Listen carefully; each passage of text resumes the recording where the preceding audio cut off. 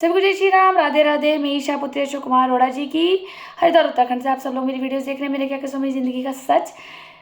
और जो मेरे नए व्यूवर्स जुड़े हैं उनको मैं कहना चाहूँगी मुझे ईशा बेरी के नाम पर FB पर यूट्यूब पर फॉलो करें और लाइक सब्सक्राइब और शेयर करें ताकि वो मेरी ज़िंदगी का सच आपके काम आ सके।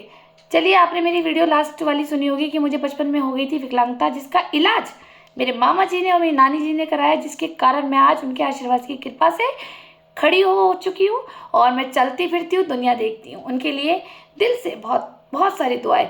और जब हम दिल्ली से मैं ठीक होके आ गई तो मैं अपने दादाजी के घर आई। मैं छोटी थी तो उस बात को लेकर के मेरे पापा मम्मी और दादा और दादी इन परिवार में विवाद हुआ इस बात को लेकर के, क्योंकि मेरे पापा बड़े स्वाभिमानी थे।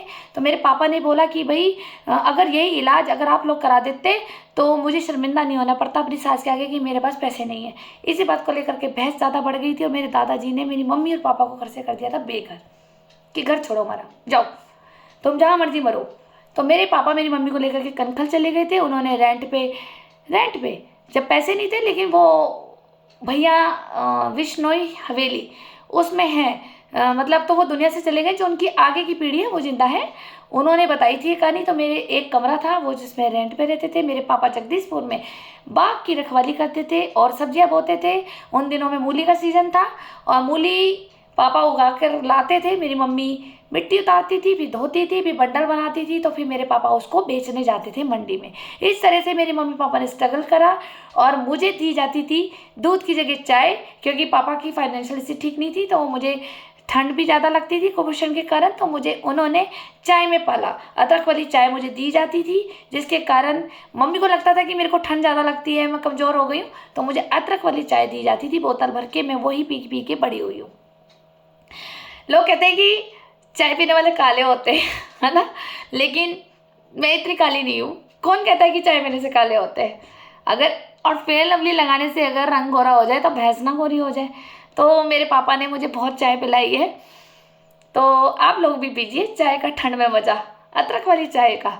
मुझे तो आज भी पसंद है। तो इस तरह से इन्होंने बहुत स्ट्रगल करा। तो मेरे पापा मम्मी का रूटीन वही था। फिर वो लाठों वाली हवेली है कोई, वहाँ पे भी वहाँ रहे हैं। फिर आगे जो कनखन में एक कुआं भी है दक्ष के पास, तो वहाँ पे भी मेरे पापा रेंट पे रहे हैं। और कभी जगदीशपुर रहे हैं, मतलब जगह जगह बदलते गए और वो रेंट पे रहे। ज़्यादातर हम रहे तो विश्नोई हवेली में रहे और उनके परिवार में रहे। फिर मम्मी का भी रिश्ता उनको अपने घर जैसा हो गया था। वहीं पर ही पास में पप्पू मामा का भी घर था, तो आना जाना होता था। फिर मेरे पापा अपने काम में बिजी हो गए।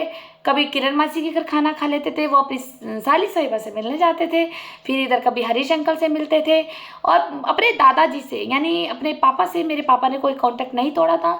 तो इतना भी नहीं वो आते थे, लेकिन वो कभी कभी आते थे, पापा से अपने मिले, हालचाल करा और चल दिए। इस तरह से मेरे पापा ने ज़िंदगी काटी।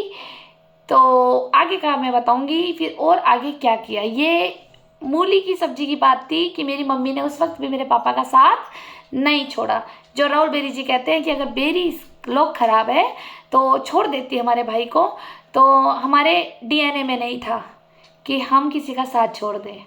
ठीक है। वो गाना नहीं सुना होगा आपने, संग संग चलूंगी मैं बन के तेरी सजन। चलिए फिर आपको और बताएंगे इसके आगे।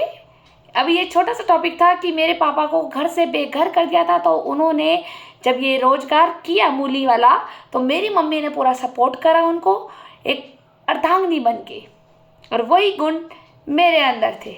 ठीक है, इसलिए मैंने बेरियों का साथ नहीं छोड़ा था, ईमानदारी से काम करती चली गई। और आप ये देखिए ना, मेरी दादी और बुआ का व्यवहार भी ऐसा था जिसके कारण भी मैंने आज भी उनका साथ नहीं छोड़ा था।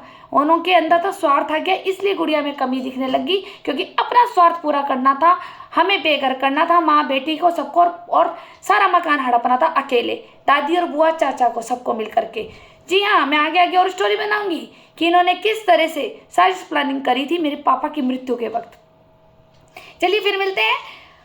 मेरा क्या कसूर मेरी ज़िंदगी का सच सुनने के लिए आपको और सच बताया जाएगा। आप मेरी वीडियोस के साथ बने रहिए और इसको शेयर कीजिए ताकि ये ज़िंदगी का सच औरों के भी काम आए। Thank you.